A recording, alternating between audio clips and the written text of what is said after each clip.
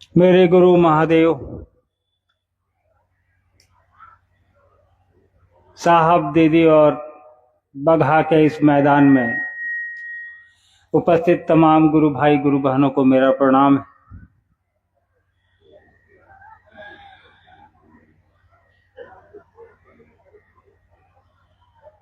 उद्घोषक महोदय ने कहा कि अपनों से बात करिए। ये बात तो सही है कि अपने तो सभी हैं, पूरी सृष्टि अपनी है,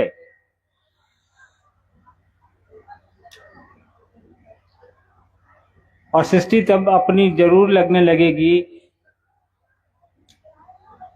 जब हम और आप महादेव की बनाई सृष्टि में, महादेव की परिधि में रहना शुरू कर देंगे।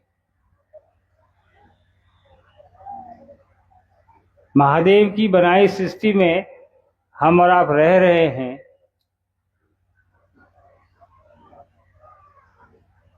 जीवन मरण उनके हाथ में है।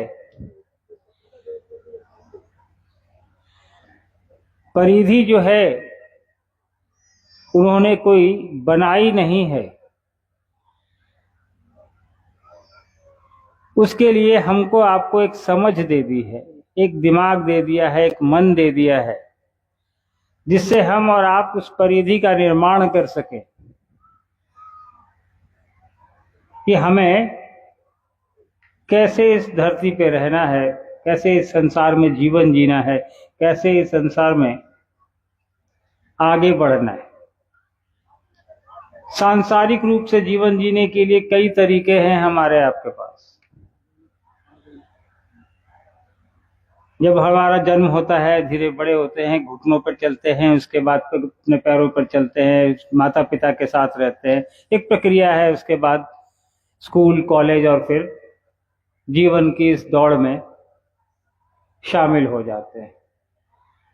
सांसारिकता है ये। रही बात आध्यात्म की, तो साहब ने अध्यात्म में जो परिधि हमारे आपके लिए बनाई, हम और आप उस परिधि की बात कर रहे हैं। साहब ने कहा महादेव से जुड़ने को, साहब ने कहा महादेव को गुरु बनाने को। हमने आपने साहब की बात सुनी कि महादेव गुरु हैं, बना लो इनको, बना के 3 काम करना है, कर लो इसको। साहब ने कहा, हमने आपने मान लिया, सुन लिया, कर भी रहे हैं, परिणाम भी आ रहे हैं।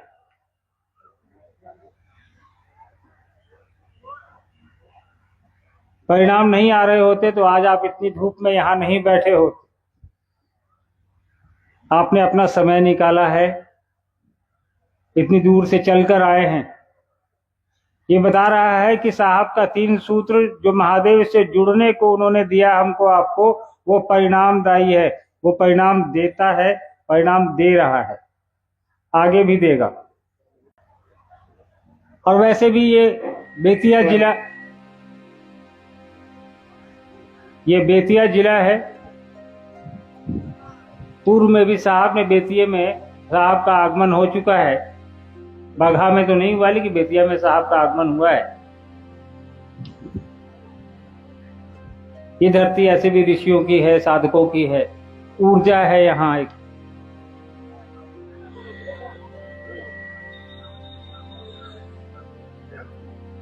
और जहाँ ऊर्जा है वहां के लोगों को सिर्फ दिशा देने की जरूरत है। ऊर्जा की कमी है नहीं बेतिया बगहा में।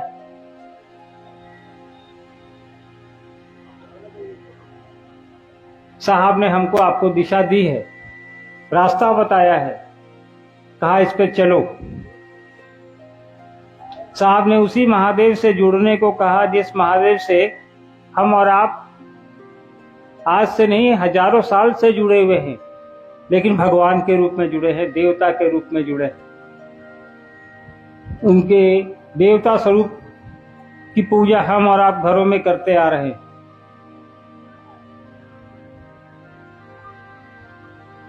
और वैसे भी मैं कल गया था वाल्मीकि नगर, वहां देखकर वहां पता चला, मुझे नहीं जानकारी थी कि इस जगह की का जुड़ाव माता सीता के साथ भी है।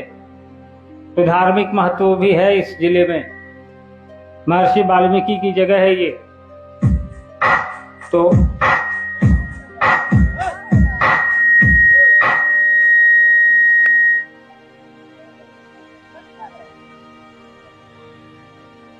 पूरा पूरा ही गाना सुना दो यार, थोड़ा सा क्यों सुना रहे हो? कोई बात नहीं,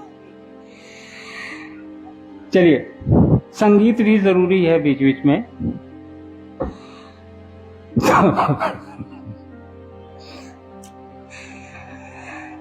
खैर, तो मुझे पता चला कि ये माता सीता से भी धरती का ताल्लुक है। तो धरती तो आपके इसी ऊर्जा स्रोत है, महर्षि वाल्मीकि हैं, अन्य साधु संत संप्रदाय के लोग यहाँ पे रहते आए। तो साहब ने उस महादेव से जुड़ने को कहा जिस महादेव की पूजा हम और आप हजारों साल से करते आ रहे हैं, वर्षों से करते आ रहे हैं। महादेव के संपर्क में, संसर्ग में, उनके सानिध्य में कैसे पहुंचा जाए, उनके गुरु स्वरूप से कैसे जुड़ा जाए, इसके निमित्त साहब ने हमको आपको 3 सूत्र बताए।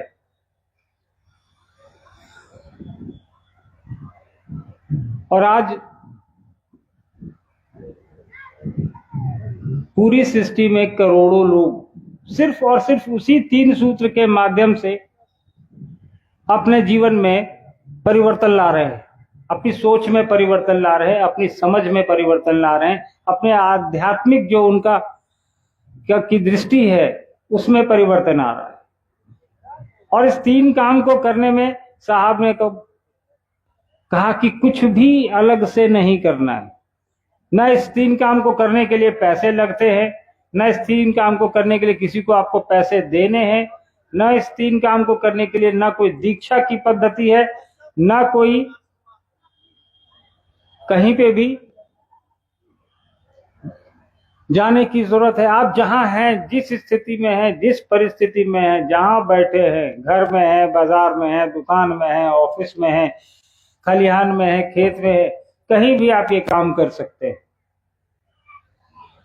तो साहब ने इतनी सरल पद्धति बता दी हमको आपको उस महादेव से जुड़ने की, जिससे कि हम पहले से जुड़े हुए हैं, लेकिन हमारे जुड़ने का तरीका अलग, वो पारंपरिक तरीका है हमारा। वो शिवलिंग पे हम जल चढ़ाते आए हैं हजारों साल से, बेलपत्र, धतूरा, कनेल, जो भी फूल उपलब्ध मिलता है जंगलों में, घरों में, आसपास में, महादेव उसी से खुश करते हैं। हम लोग उनको मंदिरों में जाते हैं, जल चढ़ाते हैं, दूध चढ़ाते हैं। ये सब ऐसी चीजें हैं जिसमें कुछ लगता नहीं है, कोई पैसे नहीं लगते। तो साहब ने उस महादेव को कहा कि इनका एक स्वरूप गुरु का भी है, उससे भी जुड़ जाओ, इसमें भी कुछ नहीं लगता है।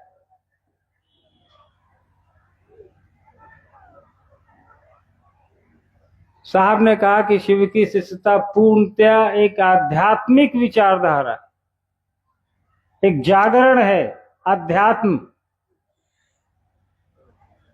इसको राजनीति से कोई लेना देना नहीं है, इसको अंधविश्वास से कोई लेना देना नहीं है, इसको पाखंड से कोई लेना देना नहीं है, इसको तंत्र मंत्र यंत्र से कोई लेना देना नहीं है, इसको किसी तरह की कोई आडंबर से कोई लेना देना नहीं है। यहाँ शिव के गुरु स्वरूप से जुड़ने की बात है, गुरु और शिष्य की बात है। इस बीच में कोई वर्जना नहीं है, किसी तरह का कोई अवरोध नहीं है। साहब ने कहा ये 3 काम करो, चौथा कुछ करने की जरूरत नहीं है, किसी का सुनने की जरूरत नहीं है, किसी को सुनाने की भी जरूरत नहीं है। 3 काम में एक काम है जो लोगों को बताना है कि शिव मेरे गुरु हैं, आपके भी हो सकते हैं भाई साहब, मान करके देख लीजिए। आपके इस बगहा में कल मैं बरखा जी के साथ बैठा था, जहां रुका हूं, कई एक लोग हमारे गुरु भाई बहन आए वहां हम लोगों से मिलने के लिए। कई लोगों ने कहा कि सो भैया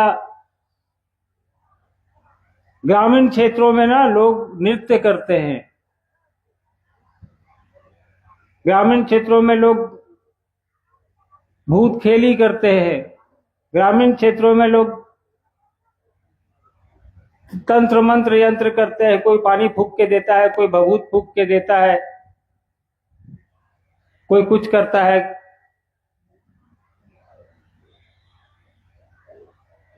आप एक चीज बताइए, पूरी सृष्टि में दुनिया का सबसे बड़ा भगवान कौन है? किसको जानते हैं आप लोग? सबसे बड़ा भगवान कौन है? महादेव हैं।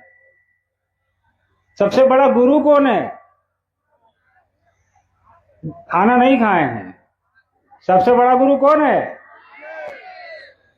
तो जब सबसे बड़ा भगवान हूँ, सबसे बड़ा गुरु महादेव, तो सबसे बड़ा तांत्रिक कौन है? सब महादेव हैं। आप लोग किसके चेला हैं? इसमें थोड़ा डाउट हो गया, कुछ दूसरे लोग कभी घुस गए क्या? किसके चेला हैं? तो जब महादेव खुद बहुत बड़ा तांत्रिक है, इस सड़क छाप तांत्रिक से काहे डरते हैं आप लोग? किसके चेला है आप लोग? फिर कल कुछ गुरु बहने आ रही थी करके, हम लोग को डर लगता है कि श्राप दे देगा। महादेव के चेला को कौन श्राप दे देगा? महादेव के चेला को कौन श्राप देगा? अगर आप सही मायने में महादेव के चेला है तो आपको आदमी तो श्राप नहीं दे सकता। साहब ने कहा कि देवता भी नहीं दे सकता। हाँ, आप अब मेरे जैसे टुटपुंजिया के चेला होइएगा तो कुकुरों श्राप दे देगा। तो आदमी का चेला बनने के लिए साहब ने नहीं सिखाया है, साहब ने महादेव का चेला बनने के लिए बोला है। महादेव का चेला कैसा होगा? गुरु का चेला कैसा होता है? अपने गुरु जैसा होता है ना। तो महादेव के चेला को कोई जीभ निकाल के डरा देगा? कोई मुंडी घुमा के डरा देगा? फिर साहब हम लोग छोटे थे तो सुनाते थे कि आंख गुरे रन कितने गिर गए और लपड़ का सुनो हवाल, कितने तो मर गए डांट डपट से। तो महादेव के चेला को ऐसा होना चाहिए।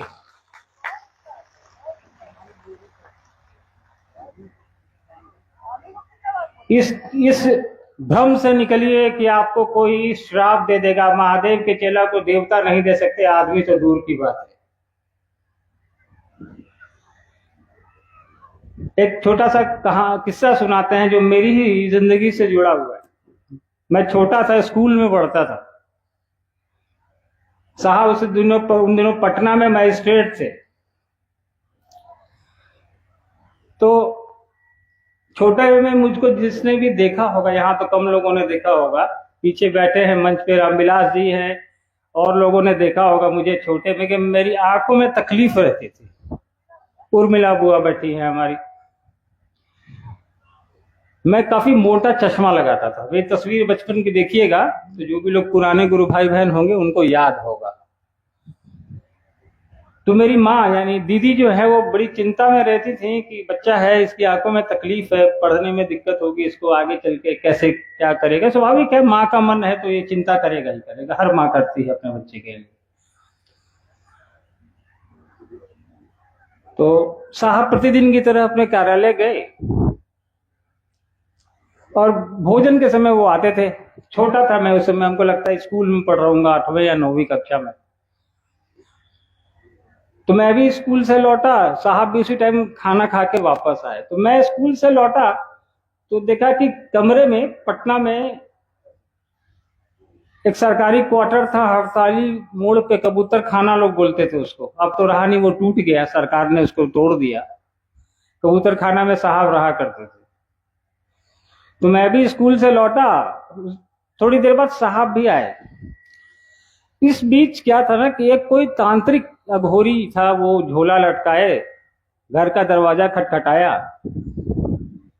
तो स्वभावतः माँ ने खोला तो उसने कहा कि माता जी हम आए हैं, तो पता नहीं कौन सा मंदिर का नाम बोला, वहां से आए हैं। हम तांत्रिक हैं, अघोरी हैं, और हम ये कर देंगे, ये अच्छा करते हैं, हम ये हवन करते हैं, ये साधना करते हैं। कोई कष्ट हो तो बताओ। तो माँ का हृदय, माँ अपना चिंता करती थी मेरी हमेशा कि इसकी आंखों में तकलीफ है, बुलाते हैं कहीं ये कुछ ठीक करे। सिद्ध आदमी लगता है, गेरुआ पहने हुए है, मुंड माल पहने हुए है। मुझे याद है एक लोहे का डंडा रखे हुए था। तो माँ ने उसको बुलाया, अंदर सोफे पे बिठाया बकायदा। तो सोफे पे बिठाया तो अपना वो झोला निकाला, उसमें से दो मुंड निकाला, नरमुंड, 2-3 हाथ की हड्डी निकाला, पूरा टेबल पे फैला दिया। तो मैं भी बैठा, मैंने माँ को कहा कि माँ क्या कर रही है, ये सब हटाओ इन लोग को। लेकिन माँ बोली चुप रहो, तुमको समझ में आता है, पहुंचे हुए बाबा है। तो माँ ने उनको बकायदा खाना वाना खिलाया। उसके बाद वो कहा कि मैं जा रहा हूं, मैं 500 रुपये हमको दे। अब कब की बात है, ये 88 की बात है, 88, 89 या 90 की बात है, शायद 89, 90 की बात है। उस समय 500 रुपये का मतलब होता था। साहब की तनख्वाह ही 10, 12, 15 हजार रुपये होती। उस समय एक मजिस्ट्रेट की तनख्वाह उतनी होती थी। तो माँ ने उसको 500 रुपये भी दे दिए, कहा कि जाइए बाबा, तो पूजा कर दीजिएगा बच्चे के लिए मेरे। इसी बीच क्या है ना, साहब चले आए हैं खाना खाने के लिए। तो साहब ने देखा कि ये पूरा फैलाया है अपना नरमुंड, हाथ हड्डी वड्डी पूरा। और भी लोग थे गुरु भाई, कौन कौन याद नहीं, 2-4 लोग थे। तो खैर साहब अपने कमरे में चले गए, हमको बुलाया। साहब ने अंदर, मैं गया। साहब बोले क्या हो रहा है बाहर में? हम बोले देखिए ना, माँ उसको बैठाई हुई है और वो खाना वाना खा लिया है, 500 रुपया माँ से ले लिया है और कह रहा है कि हम जाकर के वहां पे पूजा करेंगे, सो इस बच्चे की आंख हम ठीक कर देंगे। साहब ने कहा अच्छा 500 रुपये में ले लिया? जी। बोले अच्छा ठीक है, आते हैं बाहर। तो एक दिन में साहब बाहर निकले कमरे से, ड्राइंग रूम में आए। माँ को बोला नीलम खाना निकालो। इसी बीच बाबा से साहब बातें आने लगे कि बाबा क्या क्या जानते हैं। तो साहब को तो तंत्र मंत्र 25 साल उन्होंने साधना की स्मशान में, वो बाबा को क्या मालूम कि सामने जो बैठा है मेरा भी गुरु है। तो अपना बताना चालू किया। तो बाबा साहब की आदत थी, पहले तो बहुत गालियां देते थे, अब तो कम देते हैं। कुछ उसने बोला, बस साहब ने उसको गाली दे दी। उसने कहा कि साहब को कि मैं तुमको भस्म कर दूंगा बच्चा। हम लोग भी बैठे थे, साहब भी बैठे थे। साहब हंसने लगे। तो साहब के बारे में आप लोग जो पुराने लोग हैं वो जानते होंगे, साहब को हथियारों का बड़ा शौक था। मजिस्ट्रेट रहे हैं, पुलिसिया उनका मिजाज रहा है। सरकारी तो जो हथियार होते हैं उन लोगों के साथ रहते ही थे, अपना भी हथियार वो रखते थे, शौकीन है, रिवॉल्वर, राइफल, पिस्टल सब रखते थे वो। तो साहब ने कहा कि देखिए आपका मंत्र कितनी देर बाद असर करेगा ये तो हमको नहीं पता है, लेकिन मेरे रिवॉल्वर से गोली पहले आप पे घुस जाएगी, उसके बाद तो मंत्र आप पढ़ने लायक रहिएगा नहीं। तो माँ बगल में बैठी थी, माँ बिगड़ गई, क्या आप बोल रहे हैं, किसी को बैठा के अपने घर में ये सब बोल रही हो। तो साहब का उस समय तांत्रिक स्वभाव था, अपना कुछ भी गुस्सा आ जाए बोल दे। जैसे ही साहब ने बगल में कोई बैठा तो उसने कहा कि आप जानते हैं कोई ये अधिकारी भी है, मजिस्ट्रेट है, आप ऑफिसर्स कॉलोनी में घुसे हुए हैं और आप ठग रहे हैं। तो उसको एहसास हुआ कि भाई हम जिससे बात कर रहे हैं वो कोई मामूली इंसान नहीं है। तो तुरंत उसने 500 रुपये निकाल के पहले तो माँ को लौटा दिया। माँ नहीं ले रही थी, लेकिन कहा कि नहीं बेटा तुम रख लो। उसके बाद साहब से उसने काफी देर बात की। साहब ने उनको समझाया कि अपनी तंत्र और शक्तियों का इस्तेमाल सही रास्ते पर करिए। मैंने 25 साल यही काम किया है इस धरती पर, और उसको छोड़ के मैं शिव के गुरु स्वरूप को मैंने पकड़ा है और इस रास्ते पे चल रहा हूं। उसको समझाया कि तुम शिव के शिष्य तो बन सकते हो, लेकिन तुम किसी और से जुड़े हो, किसी संप्रदाय से जुड़ा हुआ था वो, जो अघोर संप्रदाय से ताल्लुक रखते थे लोग। नहीं तो बोला शिव की पूजा हम भी करते हैं। तो साहब ने कहा शिव की पूजा और शिव की साधना करते हैं आप, तो कहाँ शिव ने सिखा दिया, किस गुरु ने आपको सिखा दिया कि उस तंत्र मंत्र का भय दिखाकर लोगों का आप शोषण करिए? कौन सी साधना में ऐसा कहा गया है? तो खैर उसने माफी मांगी, बाद में चला गया वो। तो साहब का मैंने वो स्वरूप भी देखा है, जब जिन दिनों में वो शुरुआती दिनों में शिव शिष्टता चल रही थी और साहब तंत्र मंत्र के ज्ञाता होते हुए भी इन चीजों का प्रयोग साहब ने बाद कालांतर में कभी नहीं किया। साहब से ज्यादा किसी ने नहीं देखा होगा। हमने चावल पे मैसेज आते देखे हैं, मैंने हवा में बेलपत्र आते देखे हैं, मैंने हवा में प्रसाद आते देखा है, मैंने हवा में मिठाइयां आते देखी हैं, लेकिन साहब ने कभी इसका दुरुपयोग नहीं किया। साहब ने बंद किया इसको। और आज हम और आप साहब से जुड़ी हुई, साहब से की बताई हुई बात पर चल रहे हैं, तो इन चीजों से आकर्षित होने की जरूरत हमको आपको नहीं है।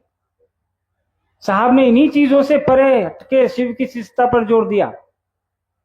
क्या इंसान इन चीजों से दूर हटे, आडंबर से दूर हटे, अंधविश्वास से दूर हटे।